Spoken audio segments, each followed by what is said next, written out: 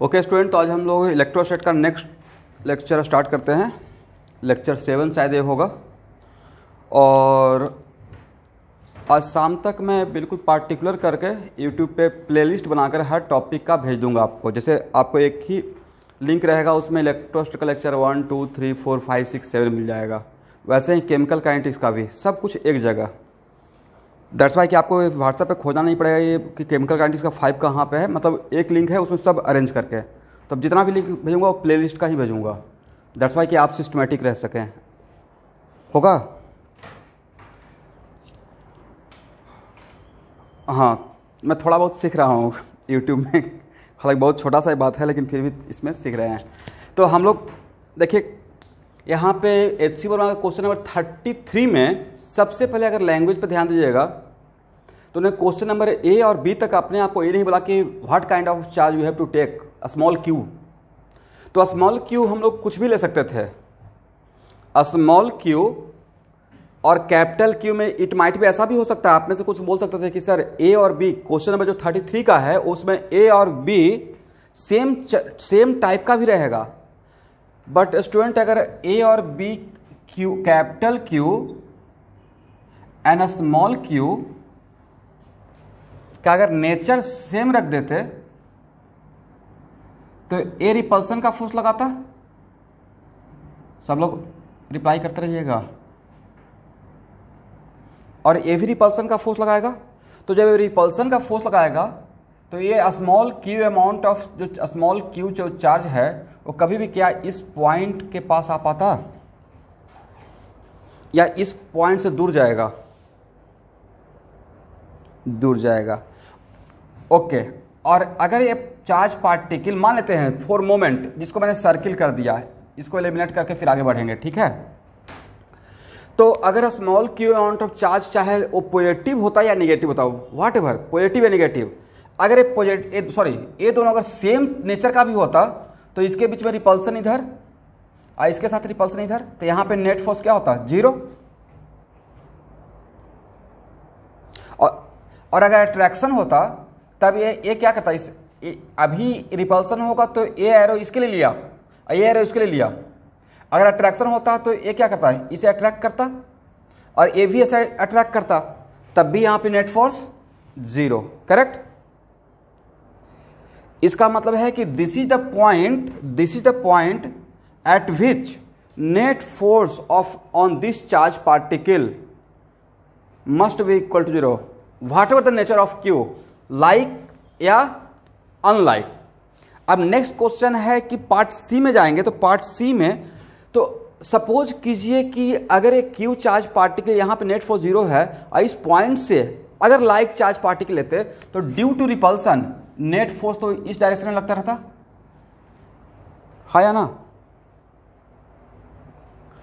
और net force अगर इस डायरेक्शन में लगेगा तो इस पॉइंट के पास कभी नहीं आएगा। और ऑसिलेशन करने के लिए या सिंपल हार्मोनिक मोशन करने के लिए स्टेबल पॉइंट जहां पे नेट फोर्स 0 होता है उसके अबाउट ऑसिलेट करना चाहिए। किसके about? The point where net force 0, उसी के अबाउट या तो SHM होगा नहीं तो ऑसिलेशन होगा। करेक्ट? इसका मतलब है कि ऑसिलेशन होने के लिए इस चार्ज पार्टिकल को ऐसे और ऐसे करना पड़ेगा। लेकिन अगर इसका इस स्मॉल q और कैपिटल Q का सेम नेचर रखेंगे तो एक q चार्ज पार्टिकल कभी लौट कर यहां पे आएगा ही नहीं। इसका मतलब there is no question of oscillation. That's why दोनों का सेम नेचर लेते हुए A और B तो बना लेते, बट C पार्ट के लिए जो उन्होंने बताया है कि what is the criteria, C part में व्हाट द क्राइटेरिया और condition so that a small q oscillate SH simple harmonic motion करे अबाउट दिस पॉइंट। मतलब क्या कंडीशन रहेगा कि सिंपल हार्मोनिक मोशन हो? तो all SHM are oscillatory motion, but all oscillatory motion may or may not be SHM।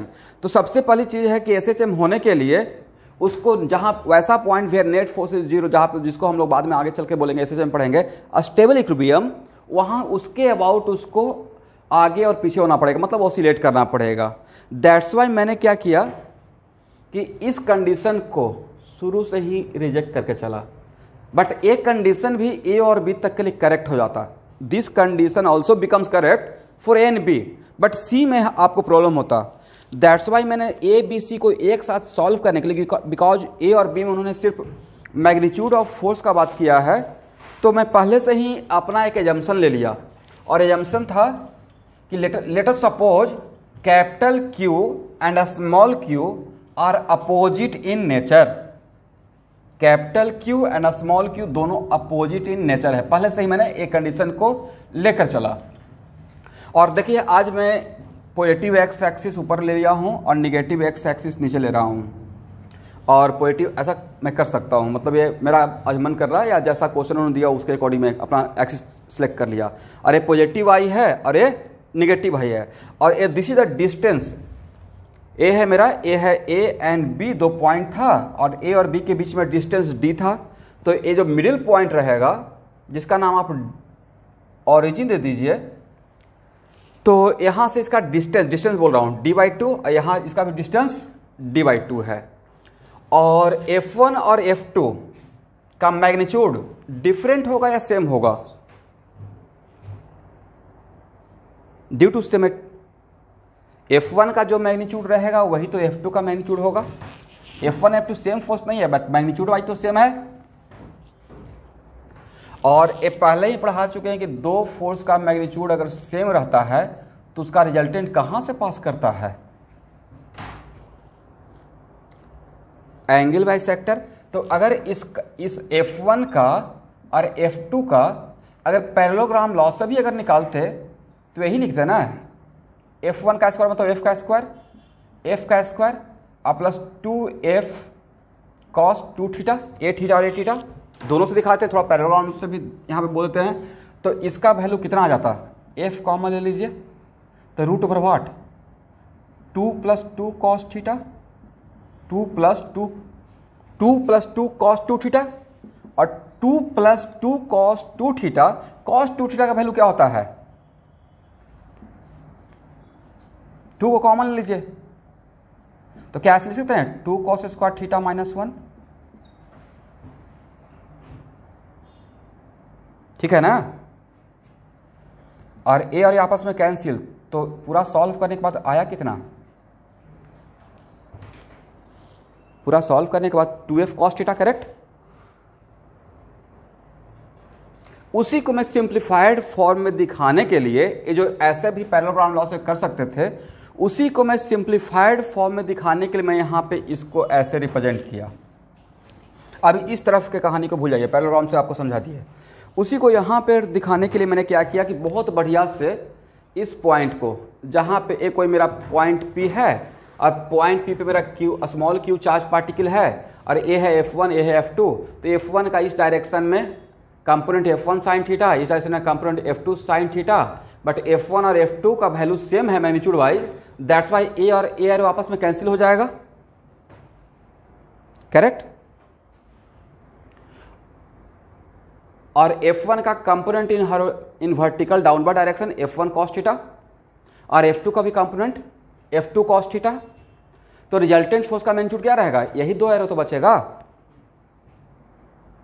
और ये जो दो एरो बचेगा तो F1 cos theta plus F2 cos theta, और F1 F2 का मैग्नीट्यूड F, तो कितना बचा? 2F cos theta. इसका मतलब यहां से जो मैं नेट फोर्स का magnitude in vertical downward direction निकाला, आप पैरेललोग्राम लॉ से निकालते और डिफरेंट आता या सेम आता? सेम आता, ओके। अब हम लोग को ये समझ में आ गया कि रिजल्टेंट फोर्स का मैग्नीट्यूड 2F cos थीटा है, तो F के लिए मैंने ए लिख दिया। देखिए तो सही है, मिडिल ब्रैकेट में F, देखिए तो मैंने मेरा लिखा हुआ सही है F। तो F कूलम वीक फोर्स का मैग्नीट्यूड यही होता है ना, Q1 Q2/4 π0 डिस्टेंस का स्क्वायर। तो यहां से यहां तक का डिस्टेंस कितना था? √x² plus d²/4। इसका रूट का अगर स्क्वायर करेंगे तो रूट हट जाएगा। आप लोग हाँ ना बोला कीजिएगा।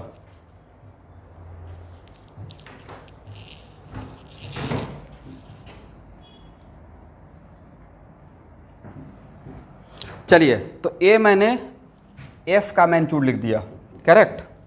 और कॉस थीटा का वैल्यू क्या होगा? कॉस थीटा का वैल्यू बेस बाई हाइपोटेन्यूज।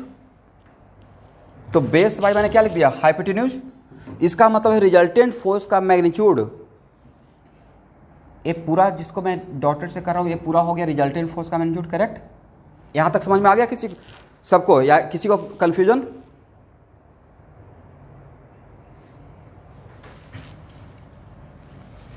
अब नेक्स्ट है कि एक्चुअल में एजम्पशन क्या था। क्वेश्चन ये था, if it is displaced through a distance x perpendicular to a v, what would be the electric force express by it. तो इलेक्ट्रिक फोर्स का वैल्यू ए रहेगा। ये आंसर हो गया पार्ट ए का।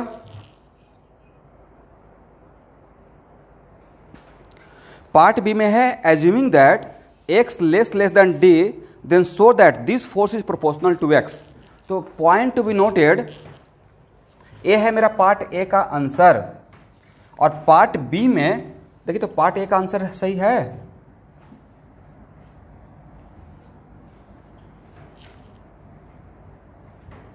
और इसका बी पार्ट के लिए, if x less than d, तो क्या X square plus D square by 4 equivalent to D square by 4 लिख सकते हैं? इग्नोर कर देंगे x को। ओके, और तब इग्नोर करने के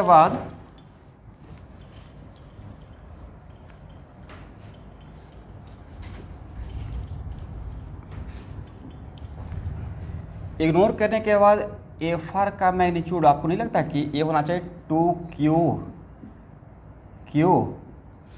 by 4 pi epsilon not modulus of x, और इसके अंदर सिर्फ डी स्क्वायर बाई 4 बचेगा,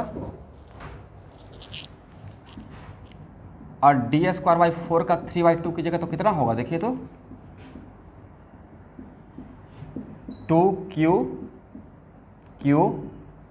बाई 4 पाई एप्सिलॉन नॉट कितना हो जाएगा? dq by 8, sorry dq by, हाँ ठीक तो है, dq बाई 8 ही होगा ना। देखिए तो इसको यहां लेके आ जाते हैं 8 को, तो 16 हो जाएगा 16, और मॉडुलस ऑफ x। अब स्टूडेंट बताइए, ये पूरा एक कांस्टेंट है या नहीं है?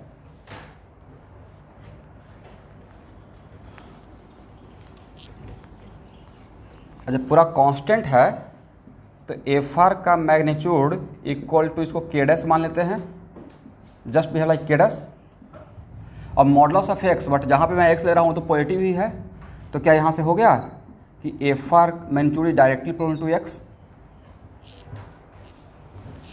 एक्स यहाँ पे डिस्टेंस बोल रहे थे एच.सी. वर्मा, तो यही तो प्रूफ करना था।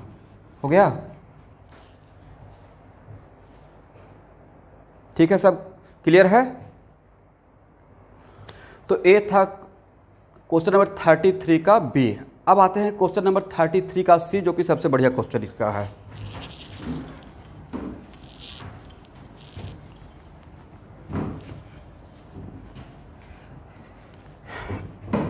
मेरे अकॉर्डिंग क्वेश्चन नंबर 33 का सी इस काइंड ऑफ की जेईई मेन टाइप का है, और इसमें मैकेनिक्स और इलेक्ट्रोस्टैटिक को मिलाकर क्वेश्चन को फॉर्म किया जा सकता है नेक्स्ट टाइम के लिए।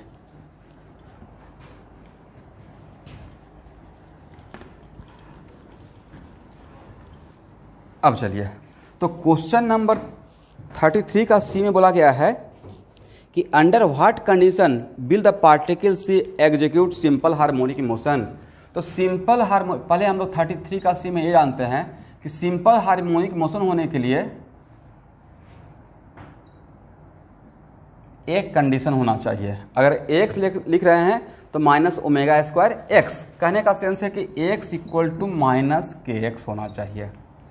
ठीक है, अगर इस कंडीशन को सेटिस्फाई करता है, इसका मतलब ये हुआ कि अगर दोनों तरफ m से मल्टीप्लाई करते हैं, तो m से मल्टीप्लाई कीजिएगा तो क्या होगा? M A X equal to what?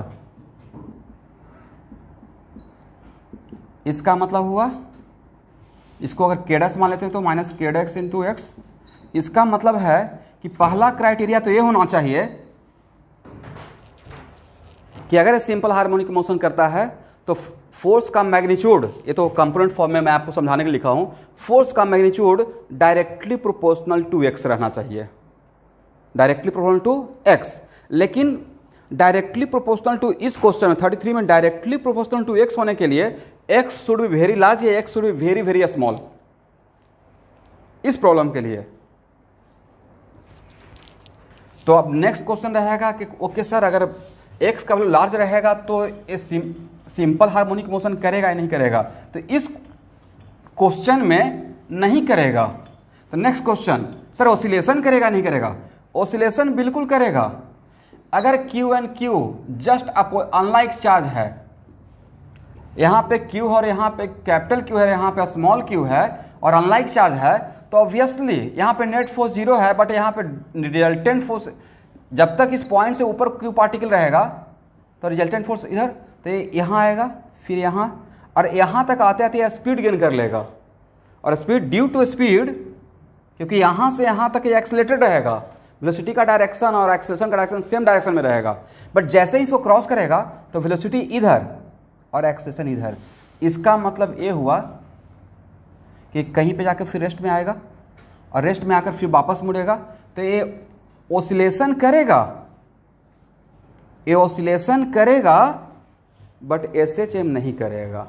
इसका मतलब इसमें क्वेश्चन आता है ऑसिलेशन होगा या नहीं होगा for bigger value of X if Q capital Q and small Q are opposite in nature. तो ऑसिलेशन करेगा बट एसएचएम नहीं करेगा। तो एसएचएम कब करेगा? When X is very large या when X is very very small.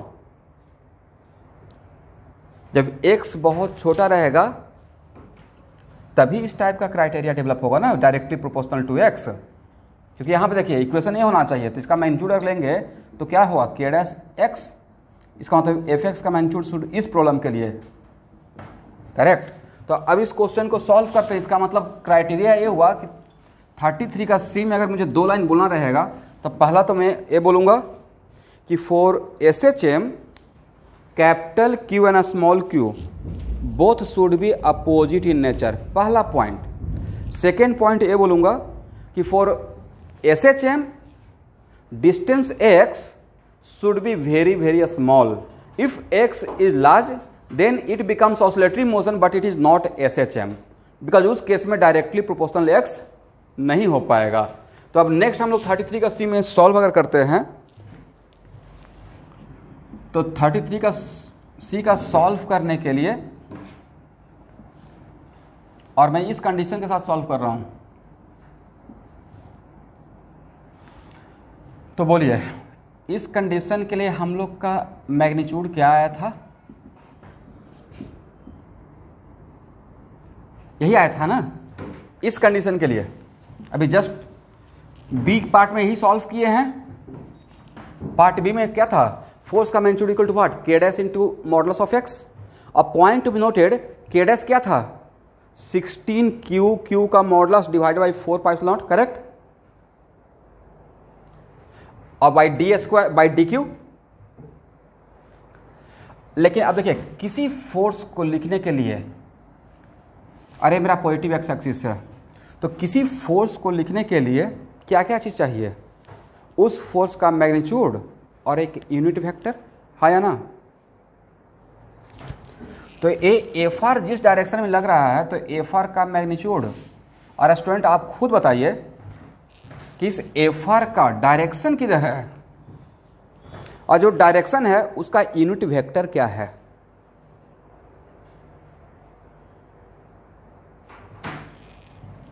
तो मैंने इस डायरेक्शन को पॉजिटिव एक्स एक्सिस, तो नीचे वाला डायरेक्शन क्या हो जाएगा? Negative x axis. और निगेटिव एक्स एक्सिस डायरेक्शन का यूनिट वेक्टर क्या होता है? माइनस आई, माइनस आई। तो एफ आर इक्वल टू, और यहाँ पे जिस पॉइंट पे मैं सोच रहा हूँ वहाँ ये, तो वहाँ से अगर इसका कोऑर्डिनेट x0 था तो बोलिए मेरा यहाँ का x क्या था? अलजेब्रिकली निगेटिव था या पॉजिटिव था? पॉजिटिव। तो क्या हम लोग मॉडुलस ऑफ x को अगर हटाते हैं तो क्या इसमें कुछ अलग से साइन देने का रिक्वायरमेंट है, या विदाउट एनी साइन हम लोग मॉडुलस हटा सकते हैं?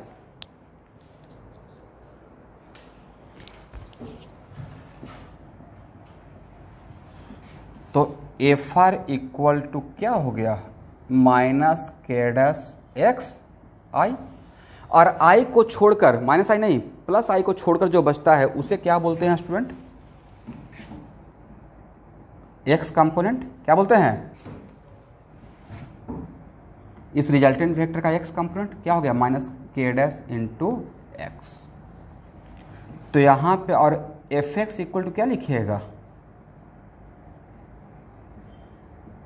M into X, then X equal to what, minus के डैश बाई एम एक्स।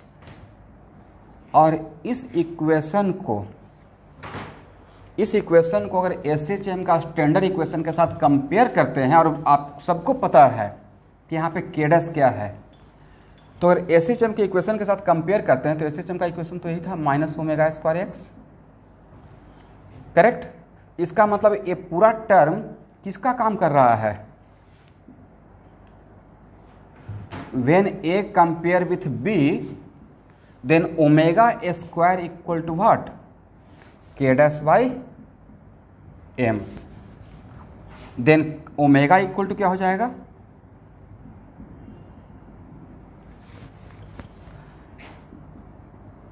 इसका मतलब हम लोग यहाँ पे प्रूफ कर दिए कि एस एच एम होगा, क्या होगा, यही मुझे प्रूफ करना था, बट इससे थोड़ा सा आगे। तो ओमेगा इक्वल टू, और के डैश का वैल्यू कितना था, 16 क्यू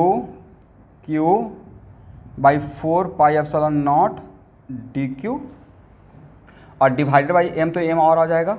और जब आप ओमेगा निकाल लिए तो इसी क्वेश्चन में अगर एक और पार्ट अगर मैं सेट करता कि आपको सो दैट कि it is the equation of S H M का मोशन बन जाएगा फॉर दिस क्राइटेरिया, तो जो एस एच एम करेगा उसका टाइम पीरियड या फ्रीक्वेंसी क्या होगा। तो जब आप ओमेगा निकाल लिए तो क्या यहाँ से टाइम पीरियड निकाल लेंगे, टाइम पीरियड के लिए क्या लिख देंगे, 2 पाई बाई ओमेगा, और फ्रीक्वेंसी को क्या लिख दीजिएगा, omega by 1/t, omega by 2 पाई लिख देंगे, करेक्ट। अब देखिए, अब यहाँ पे थोड़ा सा आगे हैं, तो अभी ये एस एच एम पढ़ाने का सही वक्त नहीं है, बट थोड़ा सा हम लोग को समझना चाहिए। ये बताइए, यह है एक्स, ए पॉजिटिव वाई, पार्टिकल जब ऑरिजिन से पॉइंट पी के बीच में रहेगा, ध्यान से सुनिएगा, एक्स कितना मिला है आपको, माइनस के dash by m into x, x आपका मिला है माइनस के dash by m into x. Point to be noted, when और particle between P and O, तो उस टाइम पे एक्स का वैल्यू क्या रहेगा, पॉजिटिव अलजेब्रिकली, और आगे में क्या लगा हुआ है, नेगेटिव। इसका मतलब between O and P, whatever the situation, particle moving from O to P या पी टू ओ, एक्सेलरेशन तो always along negative x axis रहेगा, हाँ या ना।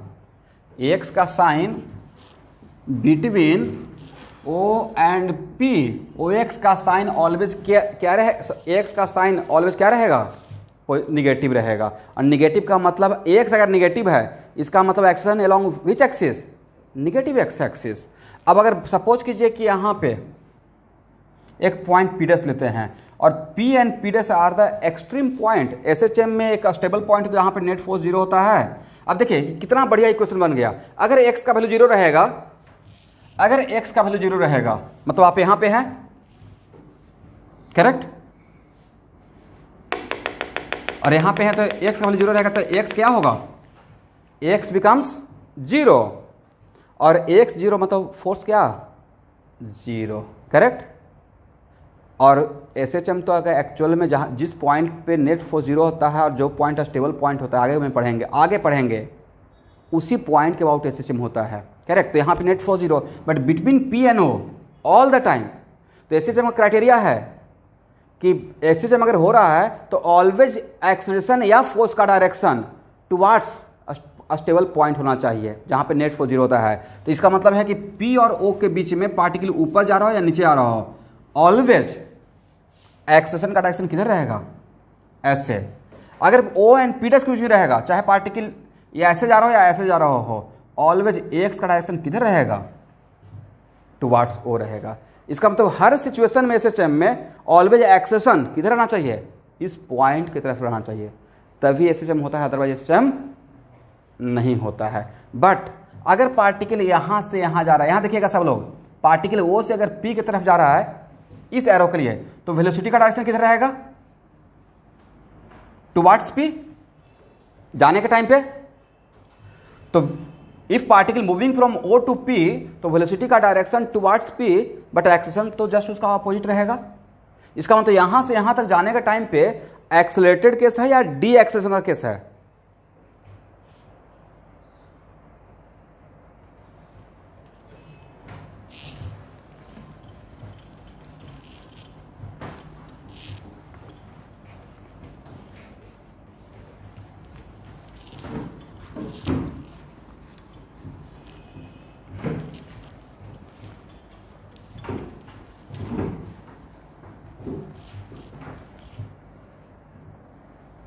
देखिए इसमें थोड़ा सा मैं एम्फेसाइज करना चाह रहा हूं। अगर पार्टिकल ओ से पी की तरफ मूव कर रहा है जाने के टाइम पे, और पी से ओ की तरफ आ रहा है, बट हर सिचुएशन के लिए एक्सेलेरेशन तो इसी डायरेक्शन में रहेगा। पार्टिकल अगर ओ से पी डैश पे आ रहा है या जा रहा है, मैं वेलोसिटी का बात कर रहा हूं, बट एक्सेलेरेशन तो ऑलवेज इसी डायरेक्शन में रहेगा। तो नेक्स्ट क्वेश्चन की सर एक्सेलेरेशन इस डायरेक्शन, किसी को भी कहीं पे डाउट रहेगा तो पूछ लीजिएगा। ओ और पी डैश के बीच में, ओ और पी जैसे ही ओ को क्रॉस करते हैं टुवार्ड्स पी डैश, तो यहाँ से जैसे ही नीचे आते हैं तो ये मेरा यहाँ से निगेटिव, इस तरफ निगेटिव एक्स एक्सिस शुरू हो गया। तो ओ से पी डैश के बीच में आपका एक्स कोऑर्डिनेट तो निगेटिव रहेगा, और अगर एक्स कोऑर्डिनेट निगेटिव रहेगा तो निगेटिव और निगेटिव क्या बन जाएगा, पॉजिटिव। दैट्स वाई एक्स का मैं ये डायरेक्शन दे रहा हूं, समझ गए। इसका मतलब है कि if particle moving from O to P, तो वेलोसिटी का डायरेक्शन ये है, बट एक्सेलेरेशन का डायरेक्शन ये है। तो ए एरो और ए एरो किस चीज को सपोर्ट करता है, एक्सेलेरेशन को या रिटार्डेशन को, बोला कीजिए, बोला कीजिए। दिस इज द ओनली वजह कि स्पीड कम होते होते यहाँ पे आकर कम्स इनटू जीरो, रेस्ट में आ जाता है। बट यहाँ से यहाँ के बीच में जब आने के टाइम पे पी से ओ की तरफ जब आता है, तो वेलोसिटी का डायरेक्शन और एक्सेलेरेशन का डायरेक्शन क्या हो गया, सेम हो गया। इसका मतलब ये हुआ कि किसी भी एसएचएम में अगर पार्टिकल स्टेबल पॉइंट से दूर जाता है तो रिटार्डेशन करता है, और स्टेबल पॉइंट के पास आता है एक्सेलरेटेड होता है। तो इस पे अभी यहाँ पे this is not the correct place और करेक्ट टाइम कि बहुत ज़्यादा बात किया जाए। बस इस क्वेश्चन को सॉल्व करने के लिए जितना आपको चाहिए था उतना मैं आपको बता दिया। इसको आगे के क्लास में हम लोग देखेंगे।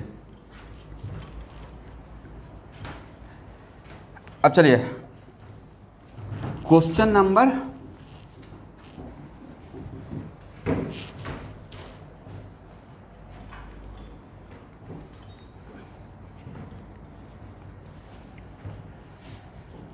34। आप में से एनीवन जो क्वेश्चन नंबर 34 ट्राई किए हैं और बन गया है, आप लोग 34 ट्राई करेंगे या मैं सॉल्व करूं, एक बार पढ़िए तो।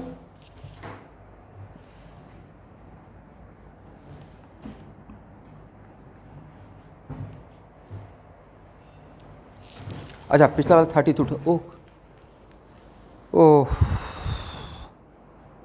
आप लोग समझ रहे थे क्या कि मैं 32 डील कर रहा हूं, तो बोलना चाहिए था ना बीच में। वेरी सॉरी, चलिए चलिए कोई बात नहीं है। ये है क्वेश्चन नंबर 33। सॉरी। तो देखिए तो 33 आप लोग से सॉल्व होगा या मैं सॉल्व करूं या ट्राई करेंगे। इस क्वेश्चन को मेडिकल वाले लीव कर सकते हैं अगर चाहेंगे तो, बट अगर सॉल्व करते हैं तो मुझे बहुत खुशी होगी। देखिए इसका मैं थोड़ा सा हिंट देकर छोड़ देता हूं। क्वेश्चन नंबर 33 में बोला गया है कि आप क्वेश्चन नंबर जो 32 है उसी को रिपीट करना है। तो रिपीट करने के लिए मैं अब आपको सजेस्ट कर रहा हूं कि यहाँ इस डायरेक्शन को पॉजिटिव एक्सिस ले लीजिए और यहाँ पे ओरिजिन मान लीजिए, और ये डिस्टेंस कितना रहेगा d/2, और ये डिस्टेंस कितना रहेगा d/2, करेक्ट। तो नेक्स्ट क्वेश्चन ये है, पॉइंट ध्यान सुनिएगा, पहले मेरे इस क्वेश्चन का आंसर दीजिए कि इस पॉइंट के अबाउट इस क्यू पार्टिकल को आगे और पीछे होने के लिए, मतलब ऑसिलेट करने के लिए, ऐसे हम भूल जाइए, ऑसिलेट करने के लिए इस क्यू और इस कैपिटल क्यू में क्या रिलेशन रहना चाहिए, क्या नेचर रहना चाहिए, लाइक रहना चाहिए या अनलाइक रहना चाहिए, क्योंकि पिछले वाला में तो अनलाइक रहेगा तभी एसएचएम किया। बस इतना ही ऑब्जेक्टिव मान के आंसर दीजिए, बाकी सॉल्व मैं करूंगा। लाइक या अनलाइक?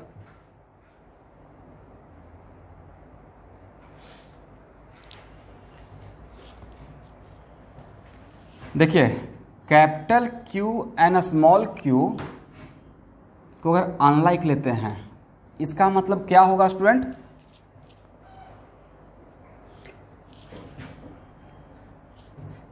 कैपिटल क्यू और small Q if both are unlike charge particle, तो नहीं लगता कि कैपिटल क्यू और स्मॉल क्यू में अट्रैक्शन होगा। और सपोज कीजिए कि आपने यहाँ पे मॉडुलस ऑफ एक्स डिस्टेंस, मतलब एक्स डिस्टेंस से यहाँ पे डिस्प्लेस कर दिए, करेक्ट, और यहाँ पे क्यू को ले आए।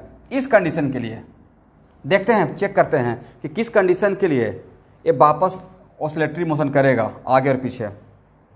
तो अगर यहाँ पे लाते हैं तो ए डिस्टेंस कितना बचा? d/2 माइनस एक्स, और ए डिस्टेंस कितना हुआ?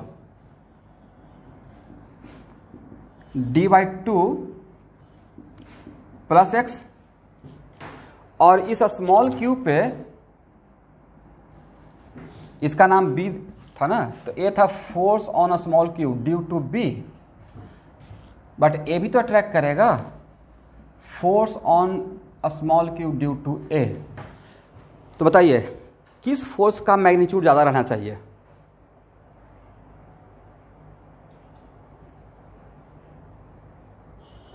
मैग्नीट्यूड के लिए कूलम्ब फोर्स का फार्मूला तो लिख ही सकते हैं, तो दोनों में कम, अगर इसका मैग्नीट्यूड लिखते हैं तो क्या लिखिएगा? 1/4πε0 small Q and capital Q और divided by what? d/2 minus modulus of X का स्क्वायर। और इसका अगर मैग्नीट्यूड लिखते हैं force on Q due to A, तो क्या लिखिएगा? 1/4πε0 Q by d/2 plus modulus of X. अब खुद देख लीजिए किसका मैग्नीट्यूड ज़्यादा है?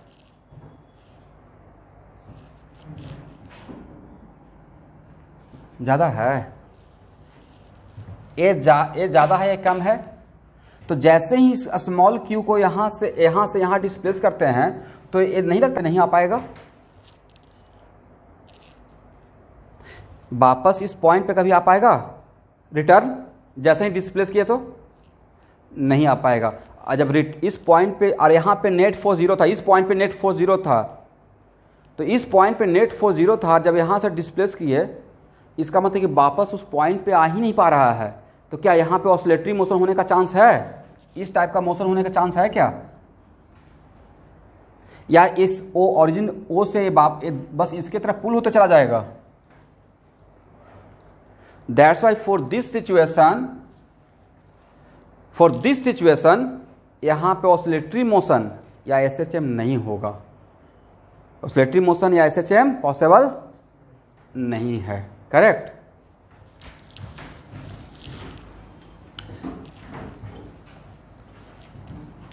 अब देखिए, अब सेकेंड केस अगर लेते हैं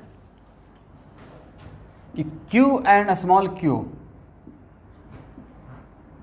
आर लाइक चार्ज पार्टिकल, तो अगर लाइक चार्ज पार्टिकल है तब अगर यहां पे दिखाते हैं तो एक क्या रहेगा? Force on Q due to B। देखिए तो सही लिखे हैं, ए है मेरा A, है मेरा B, सही है डायरेक्शन एरो का, और ए है force on Q due to A। और अभी भी किसका मैग्नीट्यूड ज़्यादा रहेगा? इसका मैग्नीट्यूड ज़्यादा रहेगा और इसका मैग्नीट्यूड कम रहेगा।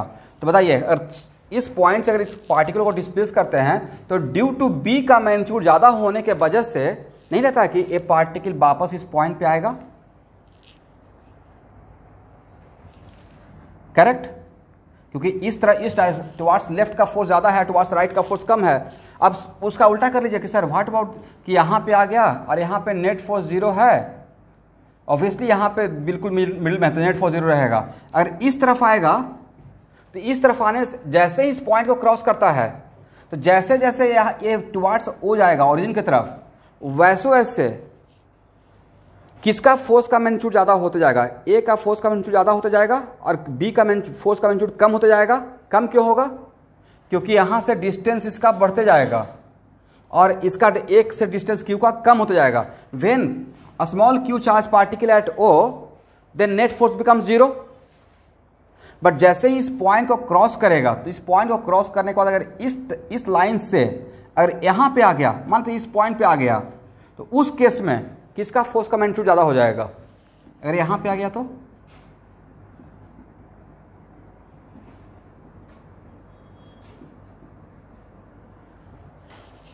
हाँ या ना?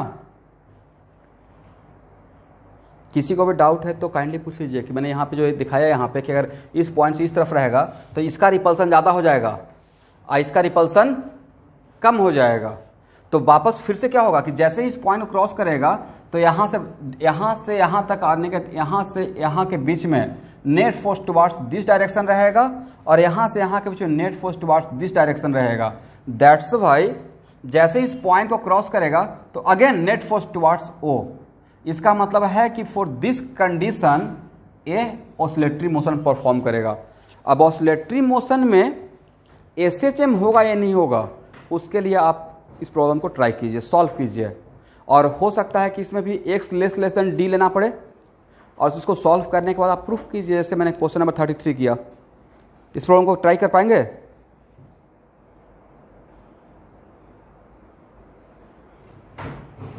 ट्राई कीजिए, नहीं बनेगा तो इसको मैं सॉल्व कर दूंगा।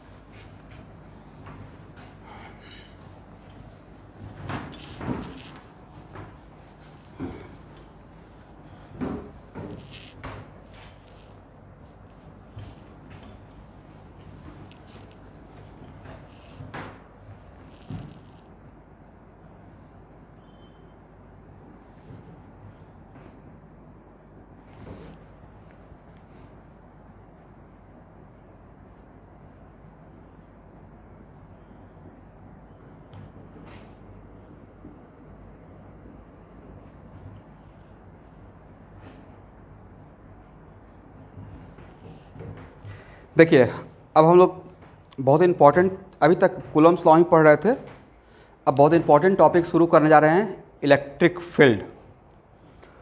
तो सबसे पहले स्टूडेंट आपको ये समझना पड़ेगा कि इलेक्ट्रिक फील्ड तो जैसे मास अपने चारों तरफ एक मैग्नेटिक फील्ड क्रिएट करता है, करंट कैरिंग वायर अपने सराउंडिंग में मैग्नेटिक फील्ड क्रिएट करता है। In similar fashion any charge particle also create a field around itself, और उस फील्ड को नाम दिया गया है इलेक्ट्रिक फील्ड। तो नेक्स्ट क्वेश्चन है कि सर इलेक्ट्रिक फील्ड का क्या कैरेक्टर होता है, क्या कैरेक्टरिस्टिक होता है, तो उसको थोड़ा देर में हम लोग देखेंगे। ओके, सबसे पहले आपको ये जानना चाहिए कि सपोज कीजिए कुछ इस तरीके से आप मानिए,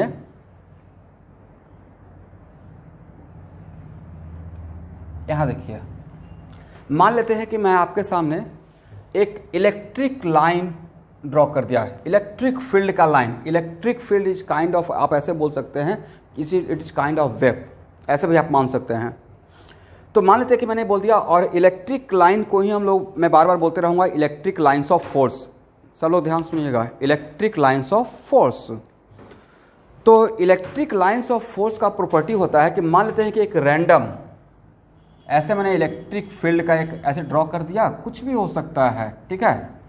अब तब आपसे पूछेंगे कि देखिए ये मेरा इलेक्ट्रिक लाइंस ऑफ फोर्स है और इस पॉइंट पे इलेक्ट्रिक फील्ड का डायरेक्शन क्या होगा। तो क्या बोलना है, ये पहला प्रॉपर्टी इलेक्ट्रिक फील्ड का, कि if any electric lines of force कैसे क्रिएट होता है, क्यों होता है, क्या वैल्यू होता है, क्या फॉर्मूला होता है, उसको थोड़ा देर के बाद। If any electric lines of force then इस पॉइंट पे इलेक्ट्रिक फील्ड निकालने का तरीका ये होगा कि इस पॉइंट पे एक टेंजेंट ड्रॉ करना है। क्या ड्रॉ करना है? टेंजेंट। और ये एक्चुअली लाइन इस electric lines of force associated it is kind of wave. तो इसका जो डायरेक्शन था क्या था, इस पॉइंट पे आगे लें या पीछे लें? टेंजेंट तो ड्रॉ कर लिए, बट टेंजेंट आगे भी है और पीछे भी है, तो ये एक्चुअली जा किसकी तरफ रहा है? इस डायरेक्शन में। दैट्स वाई इस पॉइंट पे इलेक्ट्रिक फील्ड का डायरेक्शन क्या रहेगा?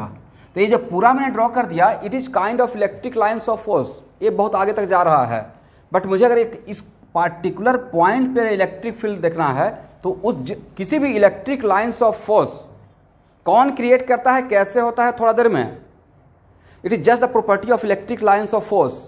तो अगर कोई इलेक्ट्रिक लाइन्स ऑफ फोर्स है और उस कर्व पे किसी पॉइंट पे अगर मैंने आपसे पूछा कि देखिए इस पॉइंट पे इलेक्ट्रिक फील्ड का डायरेक्शन क्या होगा, तो उसका ये देख लीजिएगा कि एक एक्चुअली जा किधर रहा है, तो इस डायरेक्शन में मूव कर रहा है, तो इस पॉइंट पे इलेक्ट्रिक फील्ड के लिए इस पॉइंट पे टेंजेंट ड्रॉ करना है और इसी के अलॉन्ग जाना है। करेक्ट। अगर यहाँ पे आपसे पूछेंगे कि इस पॉइंट पे इलेक्ट्रिक फील्ड का डायरेक्शन क्या रहेगा, तब क्या बोलना है? यहाँ पे टेंजेंट ड्रॉ कर लीजिए, दिस इज E2। अगर इस पॉइंट पे पूछेंगे यहाँ पे टेंजेंट ड्रॉ कर लेना है, दिस इज E3। इसका मतलब है कि किसी भी इलेक्ट्रिक लाइन्स ऑफ फोर्स, किसी भी इलेक्ट्रिक लाइन्स ऑफ फोर्स को अगर दिया हुआ है और तब पूछेंगे कि आपको इलेक्ट्रिक फील्ड ड्रॉ करना है, तो आप इस तरीके से। सेकेंड चीज़ है कि जो भी मैं इलेक्ट्रिक फील्ड नाम दे रहा हूँ, तो जैसे ग्रेविटेशनल फील्ड मास क्रिएट करता है, वैसे ही एनी चार्ज पार्टिकल और चार्ज बॉडी, चार्ज पार्टिकल भी बोल रहे हैं और चार्ज बॉडी भी बोल रहे हैं, तो एनी चार्ज पार्टिकल और charge body also create a field जिसका नाम इलेक्ट्रिक फील्ड है। और इलेक्ट्रिक फील्ड कैसा क्वांटिटी रहेगा? Vector quantity. तो नेक्स्ट क्वेश्चन है कि आपको जो मैंने इस टाइप से एक इलेक्ट्रिक लाइन्स ऑफ फोर्स जो डोनेट इंडिकेट किया और तब पूछा कि आपको इस कर्व के अलॉन्ग, इस इलेक्ट्रिक लाइन्स ऑफ फोर्स के अलॉन्ग जो मूव कर रहे हैं, ये इस इलेक्ट्रिक लाइन्स ऑफ फोर्स पे जो आपको इलेक्ट्रिक फील्ड मिल रहा है वो यूनिफॉर्म इलेक्ट्रिक फील्ड है या नॉन यूनिफॉर्म इलेक्ट्रिक फील्ड है? यूनिफॉर्म या नॉन यूनिफॉर्म? तो अभी जस्ट बोल दिए ना कि इलेक्ट्रिक फील्ड कैसा क्वांटिटी है? Vector quantity. तो हर पॉइंट पे जो टेंजेंट ले रहे हैं और इलेक्ट्रिक फील्ड का उस पॉइंट पे डायरेक्शन देख रहे हैं, तो क्या आपको इलेक्ट्रिक फील्ड का डायरेक्शन सेम मिल रहा है?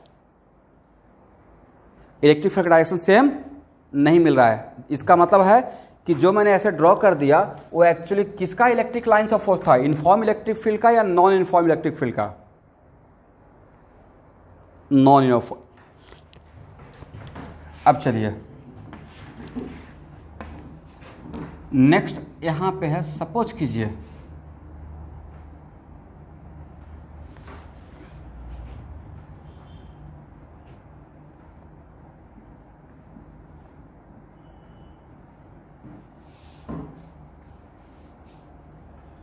आप इसको ऐसे भी समझ सकते हैं कि आपके घर में जो नारियल का झाड़ू है, ठीक है, तो मान लेते हैं कि लेट अस सपोज कि आप एक फिक्स्ड रेडियस का एक सर्किल यहाँ पे ड्रॉ कीजिए और इसी फिक्स्ड रेडियस का सर्किल यहाँ पे ड्रॉ कीजिए। सेम फिक्स्ड रेडियस का, जितना बड़ा सर्किल है उतना ही बड़ा सर्किल यहाँ पे है। तो बोलिए किस सर्किल में, और इस सर्किल का नाम मैं फर्स्ट सर्किल दे रहा हूँ, इस सर्किल का नाम मैं सेकेंड सर्किल दे रहा हूँ, किस सर्किल में नंबर ऑफ स्टिक ज़्यादा है? नारियल का झाड़ू कुछ ऐसा ही जाता है ना। तो इस सर्कल में नंबर ऑफ लाइन ज़्यादा है, इस सर्कल में नंबर ऑफ लाइंस कम है। करेक्ट। इसका मतलब ये हुआ कि नंबर लाइन डेंसिटी, इसको बोलते हैं लाइन डेंसिटी। क्या बोलेंगे? Line density. ओके, किसका लाइन डेंसिटी? ये है electric fields. These are what? Electric fields. इसका मतलब ये होता है कि जहां पे number of electric lines of force का डेंसिटी ज्यादा, जहां पे number of electric lines of force का डेंसिटी ज्यादा, वहाँ पे इलेक्ट्रिक फील्ड का मैग्नीट्यूड ज़्यादा रहेगा। क्या रहेगा? कम रहेगा या ज़्यादा रहेगा? ज़्यादा रहेगा। इसलिए दैट्स वाई यहाँ पे अगर कोई पूछेगा कि इसके बीच में इलेक्ट्रिक फील्ड का मैग्नीट्यूड और इसके बीच में इलेक्ट्रिक फील्ड का मैग्नीट्यूड, कहाँ पे इलेक्ट्रिक फील्ड का मैग्नीट्यूड ज़्यादा मिलेगा, इसका मतलब ये हुआ कि इलेक्ट्रिक फील्ड का magnitude directly proportional to N, where N is the number density. किसका नंबर डेंसिटी? किसका नंबर डेंसिटी? इलेक्ट्रिक लाइंस का। किसका? Electric lines of force. इसको लाइन ऑफ इलेक्ट्रिक फील्ड नहीं बोलेंगे, इसको इलेक्ट्रिक लाइंस ऑफ फोर्स बोलेंगे। क्या बोलेंगे? जो लाइन दिखाते हैं ना इलेक्ट्रिक फील्ड का ऐसे, वो क्या है? इलेक्ट्रिक लाइंस ऑफ, एक जानिए कि एक नया बात बोल रहा हूँ, it is called what? Electric lines of force. तो एक्चुअल में ये है नंबर डेंसिटी ऑफ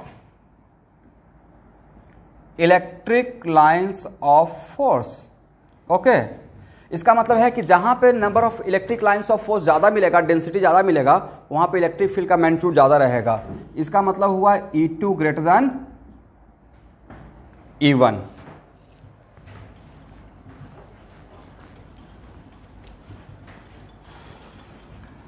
अब देखिए, इसी कॉन्सेप्ट पे एचसी वर्मा में एक ऑब्जेक्टिव में एक उन्होंने क्वेश्चन सेट किया है, और क्वेश्चन ऐसा है।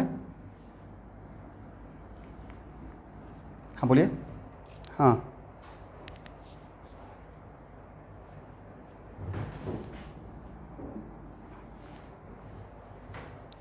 हाँ, E2 लेस देन E1, हाँ E1 ग्रेटर देन E2, अभी सही है। तो एक्चुअल में उन्होंने एक एचसी वर्मा का देखिएगा ऑब्जेक्टिव, तो उसमें एक क्वेश्चन मिल जाएगा, करेक्ट। और ए पॉइंट है ए पॉइंट है बी, और ए पॉइंट है सी, और यहाँ से यहाँ पे इस लाइन के बीच का सेपरेशन, और यहाँ भी इन तीनों लाइन के बीच का सेपरेशन बिल्कुल सेम है। और तब पूछा गया कि ए बी सी में, और all this three are electric lines of force, मतलब इलेक्ट्रिक फील्ड का लाइन है। किसके कारण क्रिएट हुआ ये नहीं पता है, हाइपोथेटिकल कोई क्रिएट किया होगा, but electric lines of force है। ए बी सी में अगर इलेक्ट्रिक फील्ड का मैग्नीट्यूड का ऑर्डर पूछा जाए तो correct answer should be what?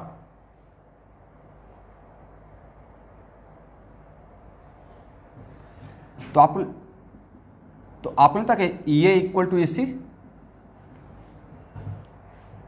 Magnitude सिर्फ E A equal to EC greater than EB।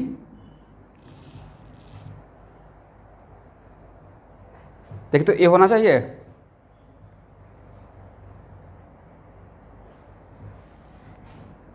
यहाँ पे और यहाँ पे density electric lines of force का, और यहाँ पे डेंसिटी यहाँ पे डेंसिटी सेम है। डेंसिटी का मतलब होता है number of lines passing through a given cross sectional area, number of lines passing through a given cross sectional area. तो यहाँ पे इस एरिया में 3 लाइन, यहाँ पे भी इतना ही एरिया में 3 लाइन, बट क्या यहाँ पे इतना ही एरिया में 3 लाइन पास किया?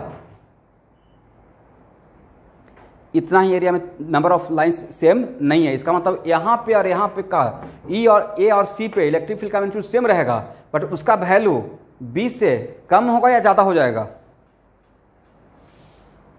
ज़्यादा रहेगा, correct.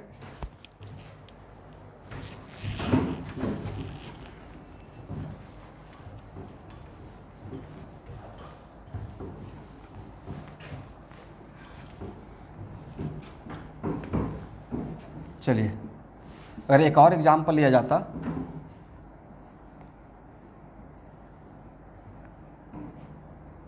All these are electric lines of force. Electric lines of force charge particle develop करता है, चार्ज पार्टिकल से क्रिएट होता है। कौन सा चार्ज पार्टिकल कैसा क्रिएट करेगा उसको थोड़ा देर के बाद। मान लीजिए all these are electric lines of force, ये मान लीजिए कुछ ऐसा है, इसका ये प्रॉपर्टी है। अगर बोलेंगे ए पॉइंट है ए पॉइंट है बी, और ए पॉइंट है सी, मैं 3 हाइपोथेटिकल पॉइंट लिया, ए बी एंड सी, और तब जो अभी तक पढ़ाए हैं डायरेक्शन नहीं मैग्नीट्यूड वाइज, तो ए बी और सी में सबसे ज़्यादा इलेक्ट्रिक लाइंस इलेक्ट्रिक फील्ड का मैग्नीट्यूड कहाँ पे ज़्यादा होगा? तो जहाँ पे नंबर ऑफ लाइंस ज़्यादा क्या रहेगा, डेंस रहेगा, वहाँ पे इलेक्ट्रिक फील्ड का मैग्नीट्यूड ज़्यादा होगा।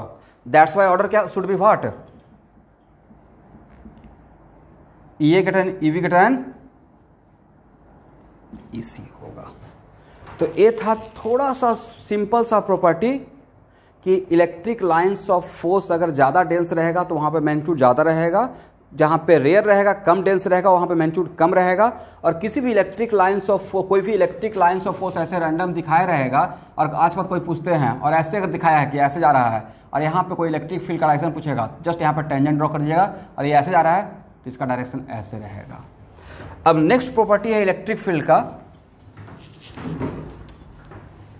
सब कुछ बहुत बढ़िया से मैं अपना नोटबुक में लिखा हुआ हूँ, तो वहाँ पे उसको फॉलो कीजिएगा और फेयर कॉपी मेरा PDF के बाद ही बनाइएगा, आज ही भेजेंगे उसको देखकर। ऐसे आप लोग में से कोई लोग पढ़े हैं क्या थोड़ा बहुत इलेक्ट्रिक फील्ड, कहीं से भी पढ़े हैं? तो ये बताइए कि इलेक्ट्रिक फील्ड जब पढ़े हैं तो इलेक्ट्रिक फील्ड किसी सपोज कीजिए कि एक मैं बहुत छोटा सा क्वेश्चन ये लिया,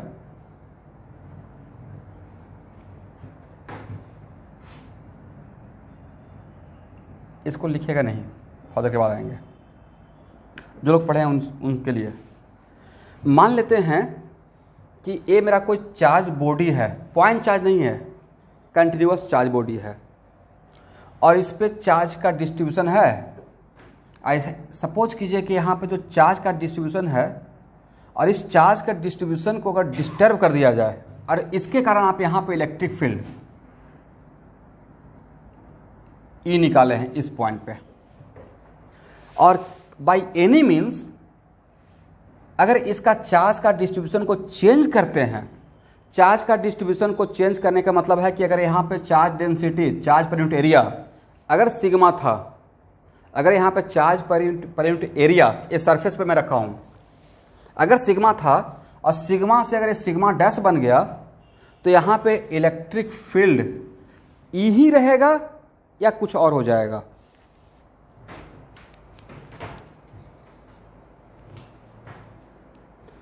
और अमाउंट ऑफ टोटल चार्ज इस पे अभी भी Q है, यहाँ पे टोटल चार्ज इस जब सिग्मा चार्ज डेंसिटी यहाँ पे सिग्मा था तो Q था, सिग्मा डैश है तब भी टोटल चार्ज Q है।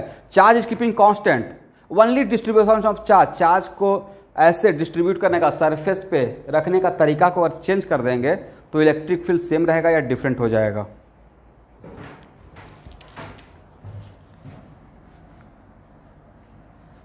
सेम रहेगा या डिफरेंट होगा? डिफरेंट हो जाएगा।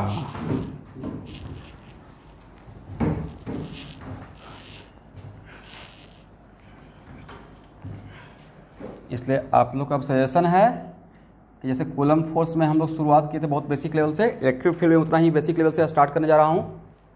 हर एक चीज़ को जो लोग क्लास नहीं ज्वाइन किए हैं उन और क्लास करना चाहते हैं तो उनको ऑनलाइन क्लास में भी आना चाहिए, क्योंकि यहाँ पे जहाँ, और आप लोग से रिक्वेस्ट है जहाँ भी डाउट रहेगा तो जब मैं पूछता हूँ, अगर ऐसा नहीं लेटर सपोज बाद में क्लियर कर लेंगे, आप पूछिए तभी ऑनलाइन क्लास का आपको एडवांटेज मिलेगा। तो सबसे पहला पॉइंट ये है कि both charge particle, positive charge particle और negative charge particle, both charge particle create electric field around itself. कोई भी चार्ज पार्टिकल, पहला पॉइंट हम लोग यही बनाएंगे, एनी चार्ज पार्टिकल, चाहे वो पॉजिटिव चार्ज पार्टिकल हो या नेगेटिव चार्ज पार्टिकल हो, अपने तरफ एक फील्ड क्रिएट करता है। और इसका मतलब any charge particle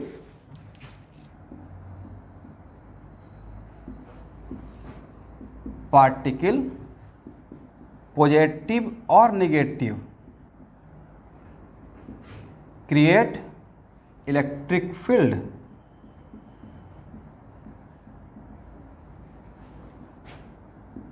in a space. कोई एरिया नहीं बोल रहे हैं, स्पेस मतलब चारों तरफ, अपने चारों तरफ क्या क्रिएट करता है? Electric field. नेक्स्ट, कि अब क्वेश्चन है कि सर पॉजिटिव चार्ज पार्टिकल और नेगेटिव चार्ज पार्टिकल, कोई भी चार्ज पार्टिकल अपने तरफ इलेक्ट्रिक फील्ड क्रिएट करता है तो उस इलेक्ट्रिक फील्ड को निकालने का तरीका क्या होगा? कुछ तो बेसिक फार्मूला रहेगा जिसको हम लोग डिफाइनिंग इक्वेशन बोलेंगे और वहां से आगे करेंगे। तो एक्चुअल में सपोज कीजिए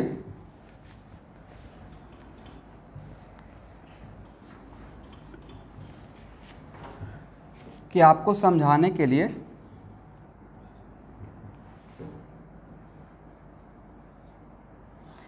यहाँ पे मेरा एक कैपिटल क्यू चार्ज को मैं ओरिजिन पे फिक्स कर दिया और यहाँ पे स्मॉल क्यू चार्ज लिए हैं। और अभी के लिए आपके लिए समझाने के लिए क्यू एंड क्यू, सब लोग ध्यान से देखिएगा, बोथ आर पॉजिटिव और ए ओरिजिन है और इसका पोजीशन वेक्टर है आर। तो सबसे पहला क्वेश्चन रहेगा कि force on Q due to Q, force on Q due to Q, force on small Q due to Q capital Q क्या होगा? 1/4 पाई एप्सिलॉन नॉट। देखिए तो मैंने सही लिखा, मेरा कैपिटल क्यू ओरिजिन पे था और यहां पे आर है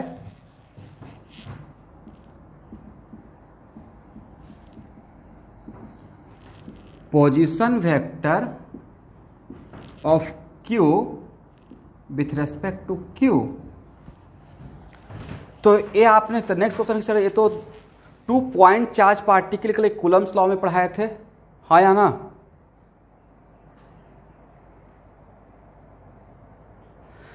सारे स्टूडेंट यहां पे प्लीज कॉन्सेंट्रेट कीजिए और जैसे ही पूछते हैं तो बोला कीजिए, और अगर आज क्लास नहीं करने का मन है तो यहां पे ड्रॉप कर देता हूं। मैं 2 चार्ज पार्टिकल लिया हूं, capital Q and small Q, and we are finding the force on small Q due to capital Q, और यहां पे मेरा कैपिटल क्यू ओरिजिन पे है, तो इस पे फोर्स का फार्मूला यही था ना, 1/4 pi epsilon naught Q Q by r Q into r, where r is what? Position vector of a small Q with respect to capital Q. यही था, ओके।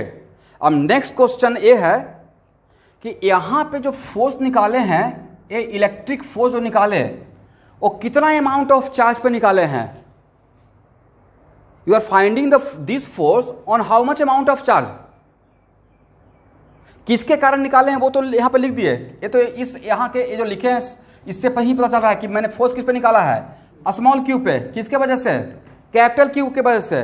बट अगर कोई पूछेगा कि ये जो फोर्स है वो कितना अमाउंट ऑफ चार्ज पे लगा रहे हैं, small Q amount of charge पे, करेक्ट?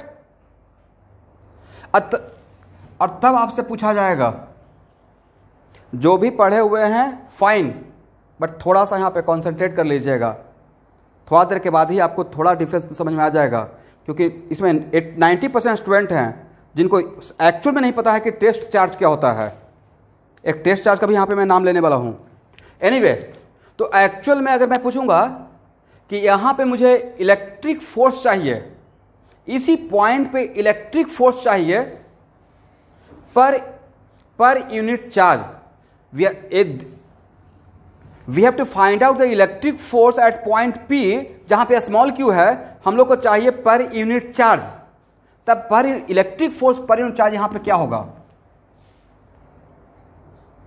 तो ये जो फोर्स निकाले थे वो कितने चार्ज के लिए निकाले थे?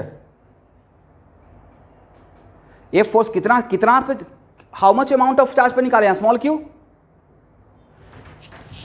तो क्या यूनिटरी मेथड ऐसे नहीं निकाल सकते हैं कि Q अमाउंट ऑफ चार्ज पे फोर्स है दिस वन? तो अगर यूनिट चार्ज पे फोर्स निकालना है, force per unit charge, force क्या मैं बोल रहा हूं? Force per unit charge. तो अगर यूनिट चार्ज पे निकालना है तो इसको किससे डिवाइड कर देने से यूनिट चार्ज पे फोर्स निकल जाएगा? स्मॉल क्यू से। कितना से? Small Q. और किसी भी पॉइंट पे, किसी पार्टिकल के वजह से किसी पॉइंट पे जो फोर्स पर यूनिट चार्ज होता है उसी को एक्चुअल में इलेक्ट्रिक फील्ड बोला गया है। इलेक्ट्रिक फील्ड का एक और भी डिफिनेशन है इन टर्म्स ऑफ पोटेंशियल, उस पर अभी नहीं आ रहे हैं। अगर आप में से कुछ लोग जानते भी होंगे sir in terms of potential भी तो डिफाइन होता है, बट सबका जो डिफाइन है वो यहां से ही आएगा। इसका मतलब है कि किसी भी चार्ज पार्टिकल के वजह से किसी भी पॉइंट पे अगर इलेक्ट्रिक फील्ड निकालना है तो नेक्स्ट क्वेश्चन कि सर पहले ही आपने यूनिट चार्ज क्यों नहीं लिया, तो उसके पीछे पीछे वजह है कि हम लोग पहले नहीं लिखे, क्योंकि मुझे आपको समझाना था what the actual meaning of electric field eight A given point. Actual meaning electric field eight A given point का मतलब होता है कि इलेक्ट्रिक फील्ड निकालने के लिए मैं यहाँ पे हाइपोथेटिकली एक स्मॉल क्यू ले लिया, इसके बजाय इस स्मॉल क्यू पे मैंने कैपिटल क्यू के वजह से, किसके वजह से, कैपिटल क्यू के वजह से मैंने टोटल फोर्स निकाला, और इसी फोर्स को अगर स्मॉल क्यू से डिवाइड कर देंगे तो ये पूरा क्वांटिटी को क्या पढ़ेंगे आप, force per unit charge at given point P due to which charge Q, and this whole term is called what? This whole term is called electric field at point P due to Q. इसी whole term को हम लोग क्या बोलते हैं, electric field at given point P due to Q। Correct, यहां तक देख लीजिए।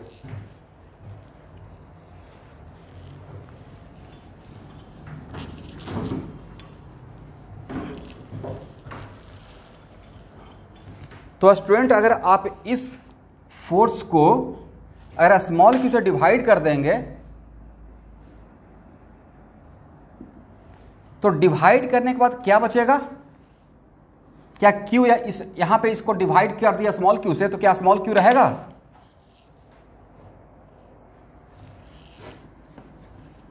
नहीं रहेगा। तो 1/4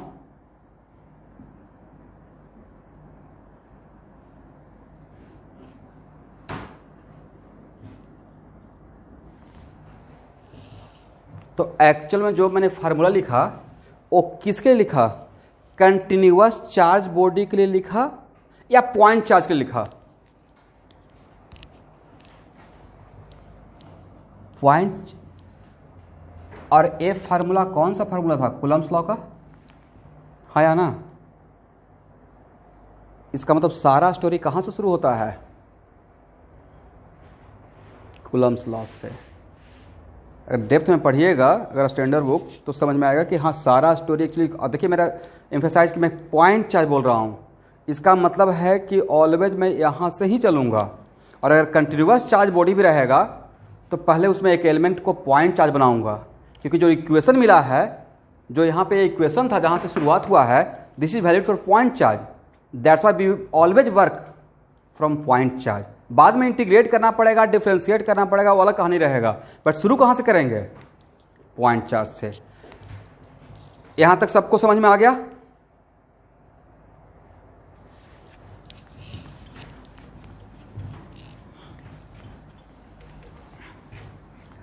आप लोग सुबह से स्कूल का क्लास करते करते टायर्ड हो जाते हैं क्या,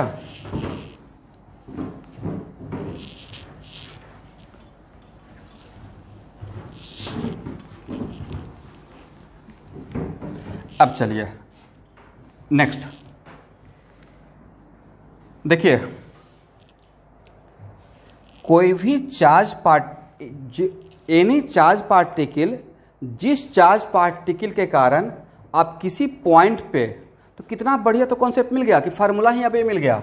इसमें स्मॉल क्यू है क्या, जिस पॉइंट पे मुझे इलेक्ट्रिक फील्ड निकालना था, point to be noted student, जिस पॉइंट पे इलेक्ट्रिक फील्ड निकालना था, करेक्ट, उस पॉइंट पे अब स्मॉल क्यू आप दिखा रहे हैं, क्योंकि वहां पे स्मॉल क्यू टर्म तो गायब हो गया, करेक्ट।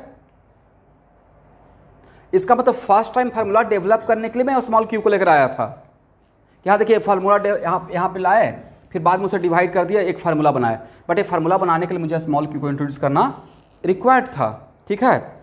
अब नेक्स्ट क्वेश्चन है कि आज बाद किसी भी चार्ज पार्टिकल के कारण किसी पॉइंट पे अगर इलेक्ट्रिक फील्ड निकालते हैं तो उसका फार्मूला यही रहेगा। अब नेक्स्ट क्वेश्चन कि सर ये जो फार्मूला रहेगा वो पॉजिटिव चार्ज पार्टिकल के लिए रहेगा या नेगेटिव चार्ज पार्टिकल के लिए रहेगा, किसके लिए रहेगा, तो it is valid for both. तो नेक्स्ट क्वेश्चन के साथ डायरेक्शन पे, तो वो यहाँ पे जो कैपिटल क्यू पुट करना है, put with proper sign, put with proper sign. तो आप में से बहुत लोग अगर इलेक्ट्रिक फील्ड पढ़े हैं तो ये जानते होंगे कि पॉजिटिव चार्ज पार्टिकल से इलेक्ट्रिक फील्ड डाइवर्स करता है, करेक्ट,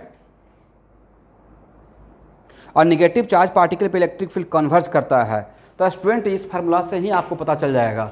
ये सोचिए कि लेट अस सपोज यहाँ पे अगर दो केस बनाते हैं, अगर Q पॉजिटिव रहेगा, अगर Q पॉजिटिव रहेगा तो इस इलेक्ट्रिक फील्ड का डायरेक्शन इस पॉइंट से, ओरिजिन के टुवार्ड्स रहेगा या ओरिजिन से अवे रहेगा।